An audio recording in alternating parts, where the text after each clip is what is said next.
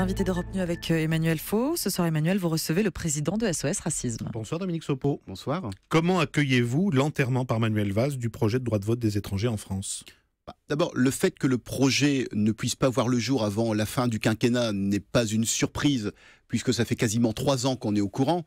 À partir du moment où on sait qu'il n'y a pas les 3/5 et que a été enterrée l'idée d'un référendum qui en plus serait perdu aujourd'hui s'il était présenté devant les électeurs au regard de l'impopularité de l'exécutif, il n'y a pas de surprise. Ceci étant, ce qui m'étonne énormément, c'est quand même que, d'abord, Manuel Valls explique que ça n'est pas une priorité, que ça n'est pas un sujet, alors que oui, c'est un sujet. Il y a eu une promesse qui n'a jamais été mise en œuvre, alors qu'un référendum était possible en début de quinquennat.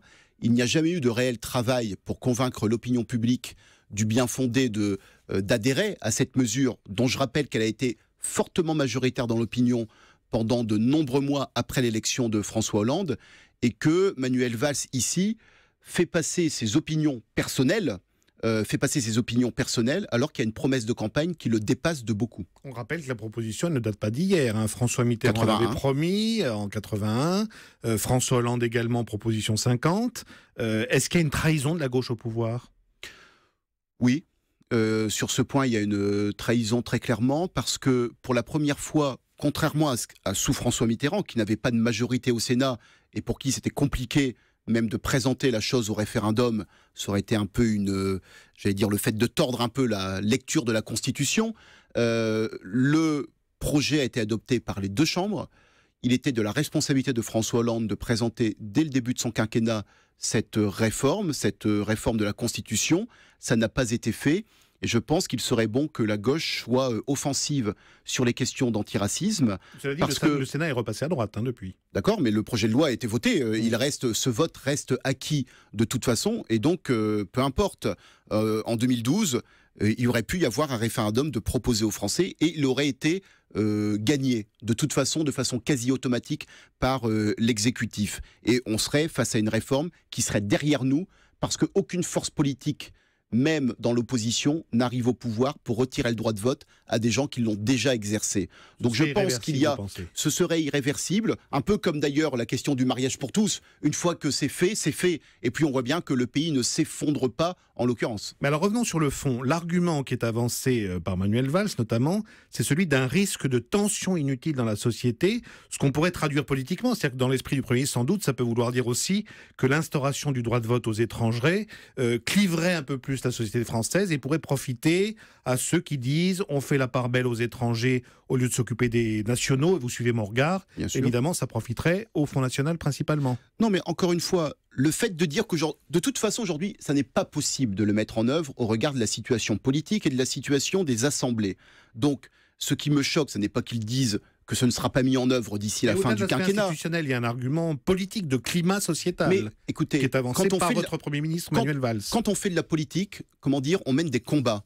Manuel Valls, si à chaque fois qu'il est minoritaire sur des sujets ne réforme pas et n'avance pas, il y a beaucoup de choses qu'il n'aurait pas faites, puisque aujourd'hui, à peu près tout ce que présente l'exécutif est minoritaire dans l'opinion. Donc, à un moment donné, je trouve assez suspect qu'à chaque fois qu'on est sur les questions d'antiracisme, à chaque fois qu'on est sur ces sujets-là, il y a toujours une bonne excuse pour ne pas avancer au nom du consensus, au nom du fait que c'est minoritaire dans la société. Oui, c'est minoritaire, mais je demande à Manuel Valls, qu'avez-vous fait pour que ce soit majoritaire, puisque dès l'automne 2012, Manuel Valls a fait très clairement savoir qu'il était opposé à cette mesure au profit de l'extension de la naturalisation.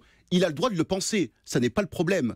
C'est un débat qui peut avoir lieu. Ceci étant, je rappelle que c'était une promesse qui a été faite devant les Français, que ça fait partie du programme de François Hollande et que la promesse, on doit la mettre en œuvre, ou on aurait dû la mettre en œuvre lorsque cela était possible. Je pense qu'il est quand même de très mauvais ton que les politiques puissent s'abstenir pour des raisons de conviction personnelle, de mettre en œuvre ce que les Français ont validé au moment du vote des présidentielles. Et quand le PS affirme par la voix de Jean-Christophe Cambadélis ce soir que le droit de vote reste quand même à l'ordre du jour pour les étrangers, mais qu'il faut travailler l'opinion, vous y croyez ou vous pensez que c'est purement tactique comme discours ?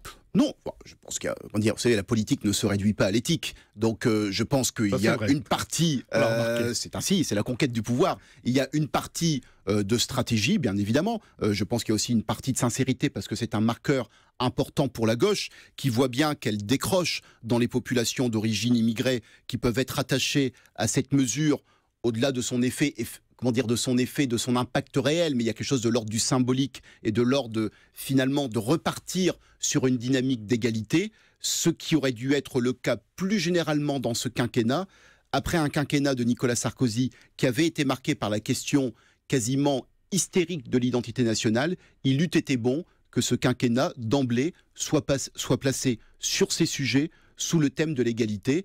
Je regrette que cela n'ait pas été le cas à partir de 2012. En gros, le PS leur dit à ses militants, à ses troupes, on le fera peut-être, mais à la Saint-Glinglin. Soyez patients.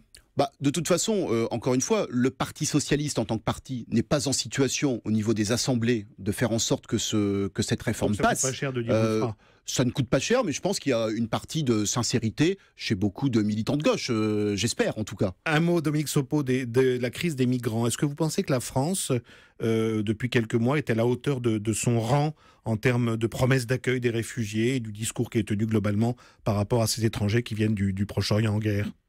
Sur la période récente, la France a fait preuve d'un discours positif qui succède à un discours d'abstention ou très négatif dans les mois qui ont précédé. Mais vous savez, le problème essentiel pour la France, ça n'est pas tellement qu'elle pourrait accueillir plus de migrants. Je pense que le problème, c'est le fait qu'il y a très peu de migrants en réalité qui veulent venir en France. Et c'est cela qui devrait nous inquiéter. Moi, je m'honore toujours d'être dans un pays qui attire les gens du reste du monde le jour où, et c'est peut-être un peu là où on en est aujourd'hui pour des raisons économiques, pour des raisons politiques, pour des raisons d'ambiance, on n'attire plus le reste du monde. Je pense que c'est assez inquiétant. Merci beaucoup Dominique Sopo d'être venu dans Merci Europe à vous. Nuit.